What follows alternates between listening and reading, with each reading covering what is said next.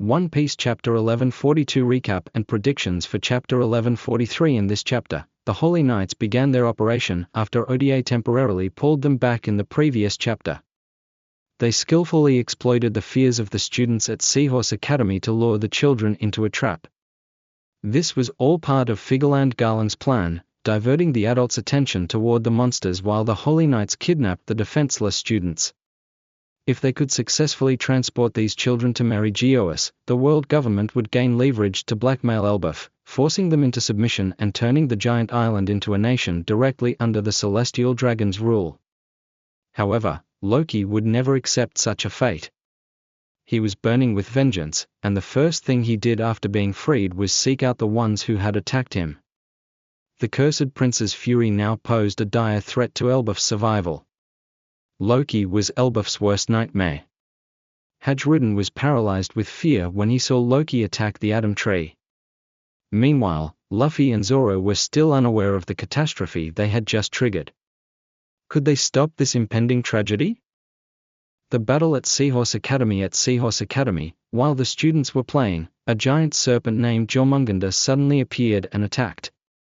Just as it was about to devour a student, a mighty giant warrior arrived just in time. He wielded a massive hammer, struck the snake's head, and sealed its mouth shut, before yelling, "Run, kids! Get out of here!" Immediately after, Sol leaped from a tree branch and landed a devastating haki-infused punch on Jormungandr, forcing it to the ground. The principal of Seahorse Academy, Kiba, was also a former member of the giant warrior pirates under Dory and Brogy. He had previously served in the Navy as a vice admiral, so it was no surprise that he mastered both Rokushiki and two forms of haki. Strange occurrences begin after the battle with Jormungandr. Mysterious events began unfolding throughout the academy. A teacher named Wolf was injured, while several students fell into an unexplained slumber and showed no response to external stimuli. When Sol questioned the awake students, they revealed that their classmates had wandered toward the beach, but they didn't look like they were sleeping, more like they were being hypnotized. Robin noticed that all the children were walking in a straight line, heading toward the beach under some kind of mysterious trance. Sol ran after them, shouting, Where are you going? Come back!" Suddenly, enormous shadowy figures emerged from the forest. All were monsters. Realizing the grave danger, Principal Kiba issued an emergency alarm, alerting the entire kingdom and ordering an immediate evacuation of all students. Loki unleashes chaos. Meanwhile, in the underworld, Loki stood before Luffy and the others, wielding his mystical hammer, Ragnarok.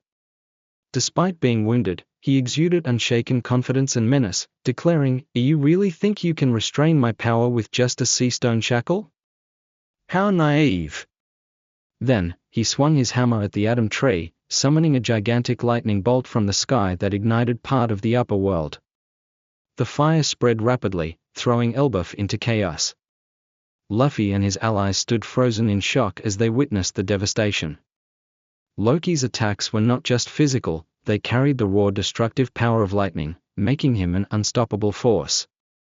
Monsters born from fear. Back at Seahorse Academy, Assistant Aang revealed that earlier that day, she had instructed the children to draw their greatest fears. To their horror, those drawings had come to life. Among the monsters were Fenrir, Loki, and even a warrior resembling Nika. Seahorse Academy was now surrounded by an army of colossal nightmare creatures, identical to the children's illustrations. In the final pages of the chapter, Gorosei Saturn and Imu observed everything from afar.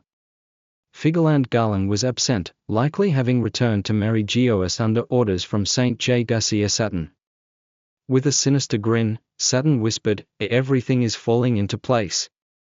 Then, Imu posed a chilling question to the Gorosei, "Do you fear anything?"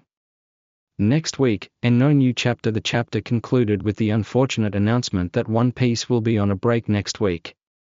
Predictions for One Piece Chapter 1143, A Dominion of Fear. One Piece Chapter 1143 is expected to be an intense installment, diving deeper into the battle for Elbaf and the secrets behind Loki's power and the world government's schemes.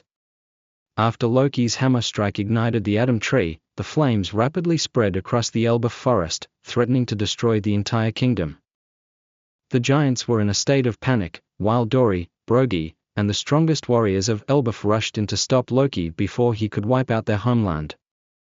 Meanwhile, at Seahorse Academy, Kiba and Saul stood frozen as the nightmare creatures advanced. These monsters were not just random apparitions, they were manifestations of the children's deepest fears. Assistant Aang was terrified as she realized that her simple drawing assignment had somehow become reality.